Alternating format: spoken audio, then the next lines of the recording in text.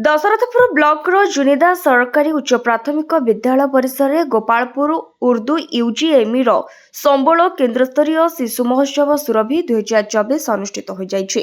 उक्त कार्यक्रम में मुख्य अतिथि भाव मंडल सह शिक्षा अधिकारिणी श्रीमती सावित्री सेठी जोगदे कार्यक्रम को उद्घाटन करथिले।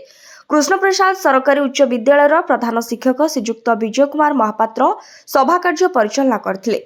पूर्वतन सीआरसीसी एमके क्यूसित अतीत परिचय प्रदान करथिले। मुख्य वक्ता भावे अवसरप्राप्त प्रधान शिक्षक प्रफुल्ल कुमार कवि, सम्मानित अतिथि भावे अवसरप्राप्त बीओ अनंदा प्रसाद राणा, अवसरप्राप्त प्रधान शिक्षक सावित्री रवींद्र राय, प्रदीप कुमार साहू, लक्ष्मीधर नायक, उपेन्द्र लालमहल, चैतन्य चरण साहू जोग देथिले।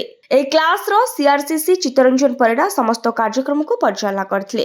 विद्यालय प्रधान शिक्षक नरेश चंद्र महापात्र समेत रंजन कुमार महांती, प्रशांत कुमार प्रधान एवं क्लस्टर विभिन्न विद्यालय आसिथिबा शिक्षक और शिक्षयित्री माने एही कार्यक्रम रे सक्रिय सहयोग प्रदान करी एही क्लास रो सीआरसीसी चित्तरंजन परिडा समस्त कार्य को परिचालना करथिले।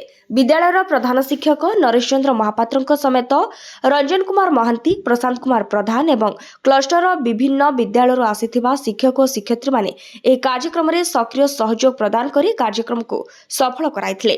परिशेष रे विभिन्न प्रतियोगिता रे कृति प्रतियोगी मानकु मानपत्र प्रदान करा जायथिला एवं सीआरसीसी समस्त को सहयोग पाई धन्यवाद प्रदान करथिले।